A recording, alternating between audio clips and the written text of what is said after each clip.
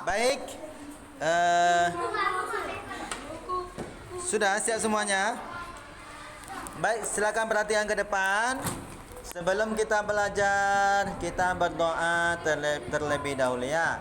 Berdoa mulai. Bismillahirrahmanirrahim. Rabbi zidni ilman warzuqni fahman.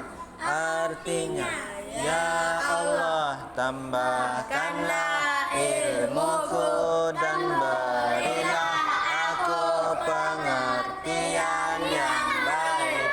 Amin. Ustaz, coba buka kacamatanya. Kenapa?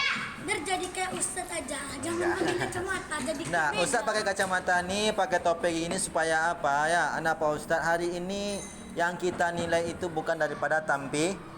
Hari ini bercampur baur, ada yang memakai kostum agama, pakai sorban, pakai peci, tapi perkataan dan perbuatannya tidak sekali mencerminkan sebagaimana yang diajarkan oleh ajaran agama Islam. Makanya Ustaz sengaja seperti sengaja anak Pak Ustaz. Ustaz bisa kok pakai sorban, pakai peci, ya kan, bisa supaya dimuliakan orang dan segala macamnya gitu kan, tapi Ustaz tidak mau. Ya. Tapi kalau di luar biasanya Ustaz pakai jubah. Ini aja. Ustaz mengajarkan kalian supaya apa? Supaya kalian itu menilai secara objektif, secara tepat, mana orang yang harus kalian muliakan, mana yang tidak. Ada orang pakai sorban ini bukan ajaran anak Ustaznya, tapi kan harus melihat. Duduk anak Ustaz. Dengarkan dulu. Duduk.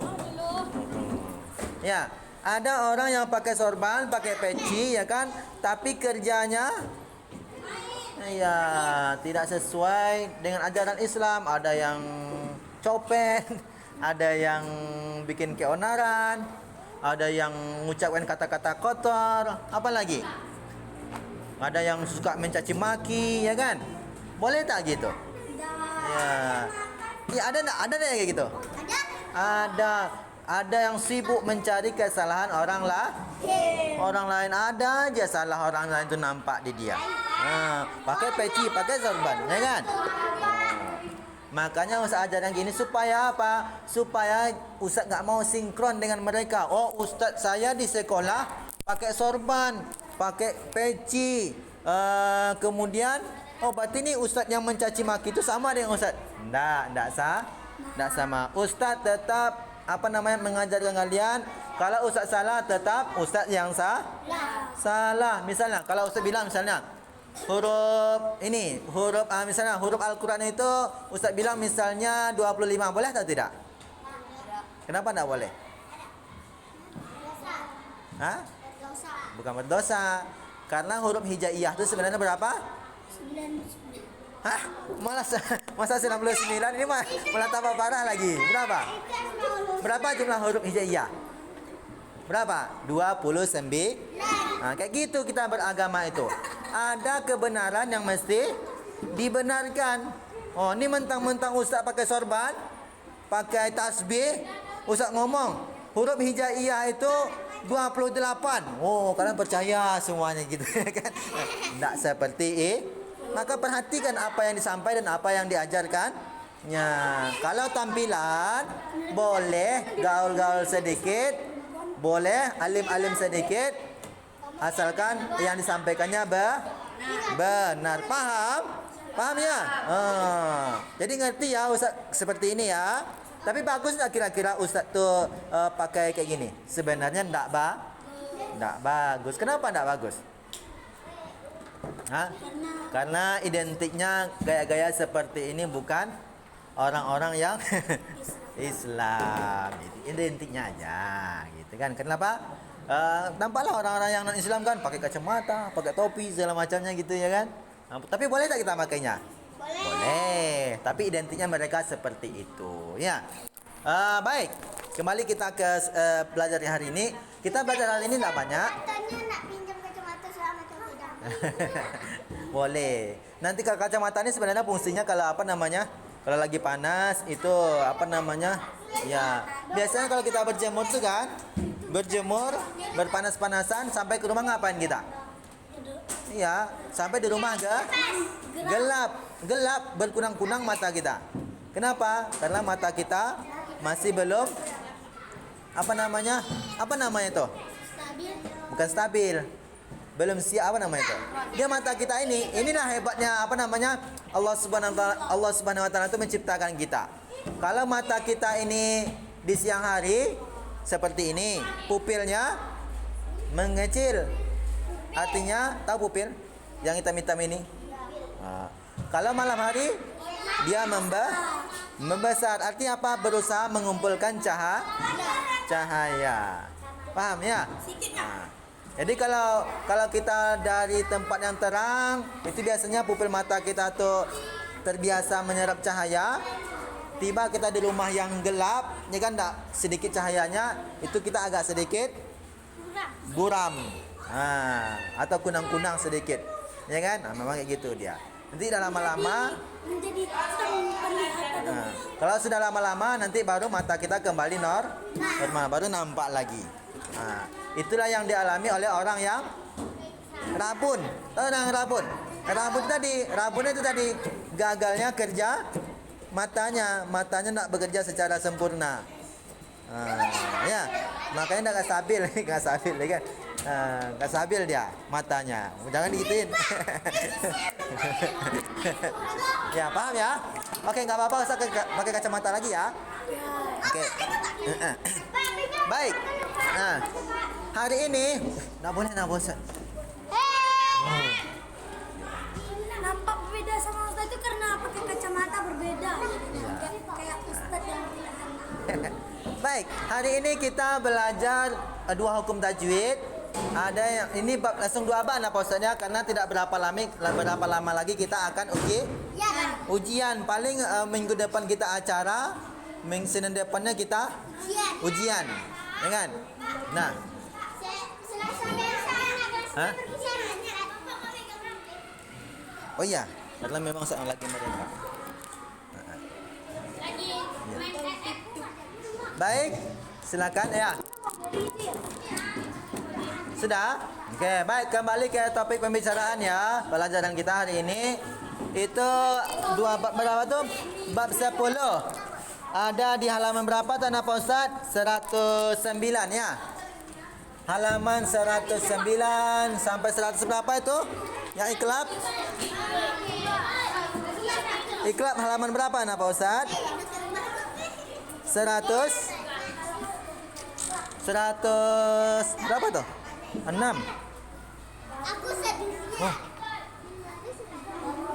Oh, 98 sampai 109 ya. Ya, sampai 109 ya. Ustaz sengaja meringkas pelajaran kita hari ini dua bab langsung ya. Oke. Karena kita akan mempersingkat sedikit karena kemarin kita banyak waktu libur ya, apalagi bulan Mei ini kan banyak kita libur ya. Baik. Silakan perhatikan saja ya, dengarkan saja. Pertama di bab 10, ini bab 10 ya. Kita belajar idgham. Nah, idgham itu mudah sekali anak Pak Ustaz. Karena idgham itu terbagi berapa? Ya, terbagi dua. Ada idgham B, tahu B? Ini B apa tuh B?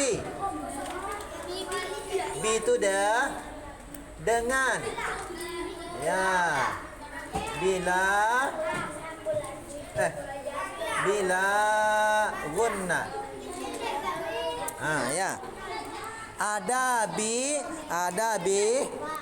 bila idgham bi gunnah dan ada idgham bila gunnah. Kalau yang atas ini bacaannya dengung. Kalau yang bawah ini tidak dengung. Paham? Ya, jadi idgham itu terbagi dua. Nanti kalau kalian tanya apa saja huruf idgham, maka kalian sebutkan huruf idgham. Ya, apa saja huruf idgham? Ya, ada lam, ada ro, mim, kemudian waw, ya dan nun. Ya. Kalau jika ditanya berapa huruf idgham, maka huruf idgham jumlah daripada huruf bi gunnah dan bila gunnah. Ada berapa nih? Ya, ada 6. Mana posnya? Ada 6 huruf.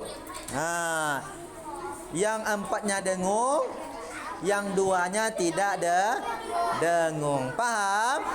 Yang dengung disebut bi gunnah, yang tidak dengung disebut dengan bila gunnah. Paham?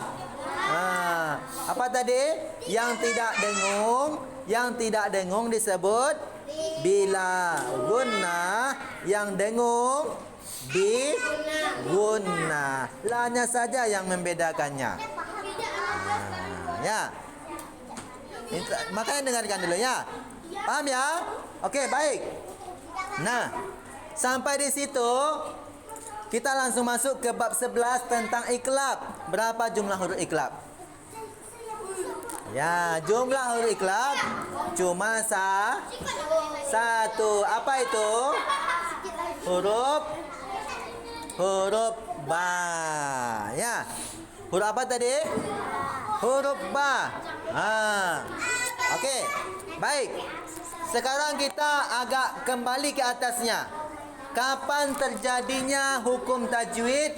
Idgham bila gunnah, idgham bi gunnah dan iqlab. Kapan terjadinya? Ya. Ketika kita berjumpa pertama apa? Nun sukun. Jika kalian jumpa nun sukun, setelahnya ada huruf idgham, maka barulah namanya berlaku tajwid hukum idgham.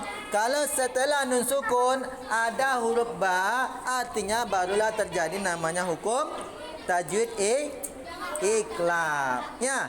Jadi bukan setiap huruf ba itu huruf iqlab, tidak.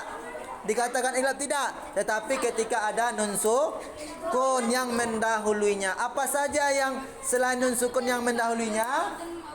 Apa lagi?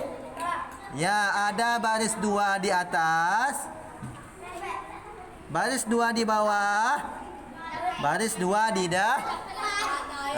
paham ya? Ini dahulu anak Pak Ustaz. Ini yang dahulu. Baru setelahnya hurufnya. Baru setelahnya hurufnya.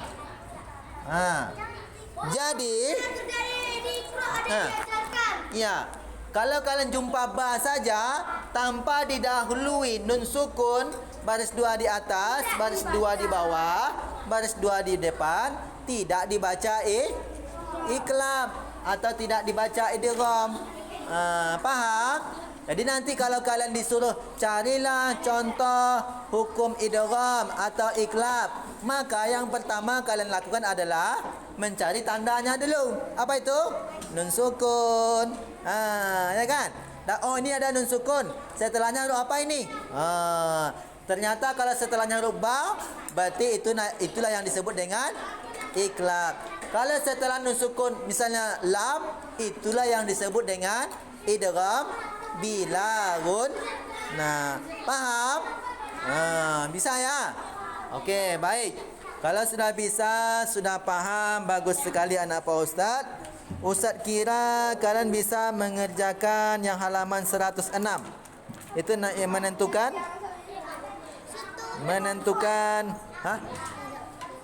menentukan apa namanya? Tajwidnya, ya kan?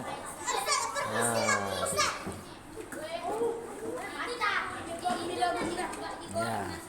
Bisa ngerjainnya? Okey, baik. Mau latihan? Okey, baik. Ya, ABC ya. Yang ABC saja. S-nya enggak mau? berarti ambil saya saja ya. Jawabannya Okey, silakan. Ya. Ada punya buku semua kan? Ya, kalau punya buku semuanya, buat jawabannya saja. Besok dibawa ya. Besok ujian. Besok kita ujian lagi. Ya. Jadi yang punya buku tulis besar.